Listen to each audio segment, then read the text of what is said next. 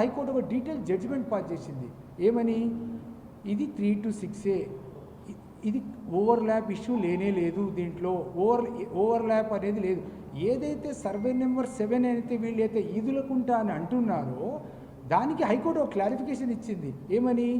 ఏదైనా survey number 7 ఒకవేళ by errors ఏదన్నా వచ్చినా ఓవర్లాప్లో, బికాజ్ మీరు 9 crores 30 lakhs కట్టారు, లాంగ్ బ్యాక్ కట్టారు, బ్యాలెన్సింగ్ ఈక్విటీస్ ఇది ల్యాండ్ కూకట్పల్లి విలేజే, ఇట్ ఈస్ నాట్ ఎ కానమేట్ విలేజ్, శేర్లింగంపల్లి మండలం ఆర్డర్ ఇచ్చింది.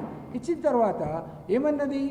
ఏదన్నా సర్వే నెంబర్ 7 ఎవరన్నా గవర్నమెంట్ ఇఫ్ నెసెసరీ ఏదన్నా అవుతే nearby government land restore చేయమన్నది.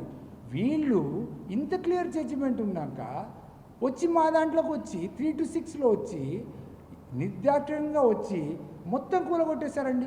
ఏమన్నంటే ఇదంటారు. మేము దీని అగెన్స్ట్ మేము ఏం చేసాము? మాకు ఇంకేం దారి ఏముంది చెప్పండి?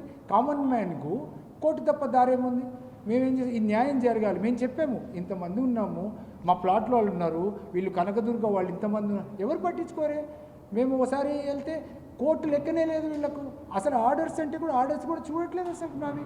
మేము హైకోర్టు ఆర్డర్ కూడా చూపించాము, స్టే ఉంది, అది వినరు.